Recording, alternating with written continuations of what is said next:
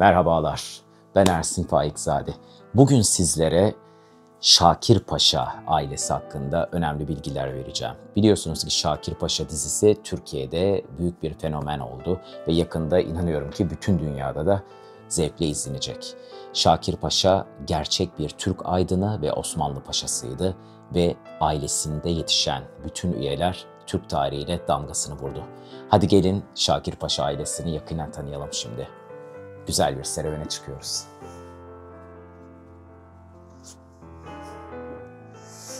Şakir Paşa, Osmanlı İmparatorluğu'nun son dönemini ve Cumhuriyet'in ilk yıllarını anlatan bir öyküdür aslında. Sonu bir aşk ve ne yazık ki trajik bir ölüm ile bitse de. Şakir Paşa, İstanbul'un tarihi semtlerinden birinde 1850'lerin sonlarına doğru Osmanlı İmparatorluğu'nun köklü ailelerinden birinde çocuk yıllar içinde Osmanlı ordusunun önemli isimlerinden biri olacak, sanat, edebiyat ve kültürle iç içe geçen bir hayat sürecekti. Onun hikayesi sadece bir paşanın yaşamı değil, gerçek bir aydındı ve zamanının çok ötesinde yaşardı. Osmanlı'dan Cumhuriyet'e geçişin, aydın bir zihnin ve sanatla yoğrulmuş bir ailenin de hikayesiydi ayrıca. 1855'te Bursa'da doğdu. Annesi Suriye'nin tanınmış bir ailesi olan Hattatzadelerden Hüseyin Bey'in kızı Zehra Hanım'dır. Babası ise Antalya'nın Elmalılı ilçesinden bir Türkmen aşiretinden Kabaağaçlı Miralay Mustafa Asım Bey'dir. Aile Afyonkarahisar'ın Kabaağaç bölgesine yerleşmiş olmalarından ötürü Kabaağaçlı soy ismini ve lakabını almıştır ve bu şekilde anılmaktadırlar. Babası Asım Bey, katiplik göreviyle gittiği Suriye'nin başkenti Şam'da Zehra Hanım ile evlendi. Şakir Paşa'nın ablası Sare ve ağabeyi Ahmet Cevat Şam'da doğdular. Mehmet Şakir ise babasının hastalanarak Afyonkarahisar'a gelmesinin ardından Bursa İdadi Mektebi'ne müdür tayin edilmesi üzerine Bursa'da doğdu. Daha sonra Asım Bey, Dar-ı Şura'yı askeri üyesi olarak İstanbul'da görevine gelip ailesiyle İstanbul'un Fatih semtine yerleşti. Ancak kendisinin ve karısının hastalanarak 1861'de 3 gün arayla peş peşe vefat etmeleri sonucunda evlatları kimsesiz kaldı. Çok trajik bir hayat öyküsü aslında. Çocukları o dönemde Rumeli Kazaskeri olan, daha sonra Şeyhülislamlığa getirilen Atıfzade Hüsamettin Efendi himayesi altına aldı. Anne babaları öldüğünde Sare 13, Ahmet Cevat 12, Mehmet Şakir ise 7 yaşındaydı. Mehmet Şakir Paşa ağabeyi Ahmet Cevat ile birlikte askeri liseye, ardından Harp Okulu ve Harp Akademisi'ne gönderildiler. 1880'de kurmay yüzbaşı rütbesiyle orduya katıldı. Ağabeyinin izinden giderek orduda hızlıca yükseldi ve Osmanlı ordusunda kendini çok sevdirdi. 1890 yılında Kor General rütbesindeyken ağabeyinin sadrazamlık görevinden alınmasına tepki duyarak 1895 yılında görevinden çekildi. Galatasaray Lisesi'nde gönüllü tarih öğretmenliği yaptı. Tarihe büyük bir merakı vardı çünkü. Büyükada'ya yerleşti daha sonra. Şakir Paşa ailesi Büyükada'ya yerleşen ilk Türk ailesi oldu. O zamanlar gayrimüslimler daha çok Büyükada'da yaşıyordu ve diğer adalarda. Şakir Paşa evini su ve elektrik şebekesi bulunmayan bir yerde kurmasına rağmen bu imkanları kendi çabasıyla oluşturdu. Hem erkek hem de kız evlatlarını batılı modern bir eğitim almasını sağladı. Belki de bu yüzden evlatları Türk tarihine damgasını vuracak sanatkarlar oldular. Bilime, kültüre ve resim sanatına olan ilgisiyle bilinirdi. Kendisini farklı sanat alanlarında geliştirmek için çok çalışmıştır.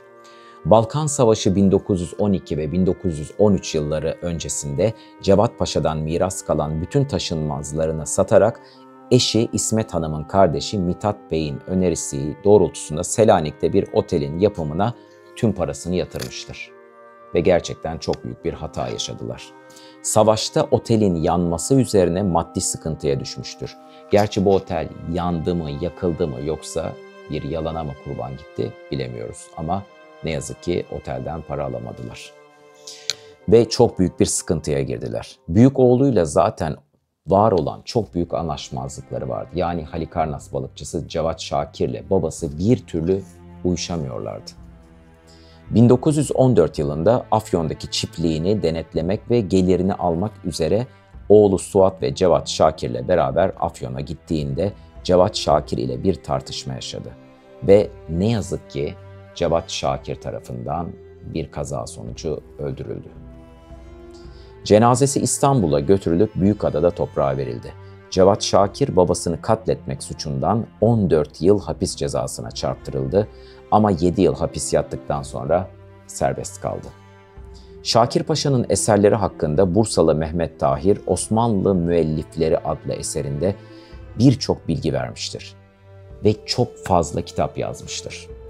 Yeni Osmanlı tarihini 5 ciltlik bir eserdir. İlk 2 cildi basılmıştır. Selahaddin Eyyubi'yi 2 ciltlik tarihi bir piyes olarak yazmıştır. Mısır tarihini yazmıştır. Muhtelif tarihi İslami Osmani yani Osmanlı ve İslam tarihi hakkında büyük bir cilt yazmıştır. Ve şu anda Galatasaray Lisesi'nde okutulmaktadır. İnekçilik ve sütçülük üzerine ayrıntılı bilimsel makalelerden oluşan bir eser yazmıştır. Ve arıcılık üzerine bir kitabı vardır. Şakir Paşa ailesinde yetişen ünlü sanatçılar kimlerdir? Cevat Şakir Kabaağaçlı yani Halikarnas balıkçısı, yazardır. Fahrünnisa Zeyd, dünyaca ünlü bir ressamdır. Aliye Berger, Türkiye'nin ilk gravür sanatçısıdır. Nejat Devrim, ressamdır ve dünyada büyük yankı getirmiştir, torunu olmaktadır. Süreyya Koral, seramik sanatçısıdır, Şakir Paşa'nın torunudur. Nermidil Erner Binark, yazardır, Şakir Paşa'nın torunu. Şakir Paşa, Türk tarihine, Osmanlı'dan Cumhuriyet'e büyük eserler ve büyük bir aydınlık getirmiştir. Kendisi, Cumhuriyet için ilk adımları atılmasında da rol oynamıştır. Cevat Şakir'in onu bir kaza sonucu öldürmesinden sonra anıları halen yaşamaktadır. İstanbul'da ve Türkiye'de yaptığı görevler, yankıları hiç unutulmadı. Şakir Paşa ailesi hakkında detaylı bilgilere devam edeceğiz. Özellikle çocuklarının dünyadaki yankılarını size anlatmaya devam edeceğim. Şakir Paşa'nın hüzünlü ve kudretli hayatı böyleydi. Bundan sonraki bölümlerde Şakir Paşa'nın Türk tarihine ve dünyaya damga vurmuş çocuklarının hayat öyküsüne yer vereceğim. Özellikle Fahrünnisa Zeyd, Irak Prensesi, dünyanın en önemli ressamlarından biri olmuştu ve muhteşem bir hayat yaşadı. Bunu size aktarmaya çalışacağım. Bir sonraki bölümde görüşmek üzere. Sevgilerimle ben Ersin Faikzade. Bu arada kanala abone olup beğeni ve yorum yaparsanız çok mutlu olurum. Sonsuz teşekkürler. Yeni içeriklerde görüşmek üzere.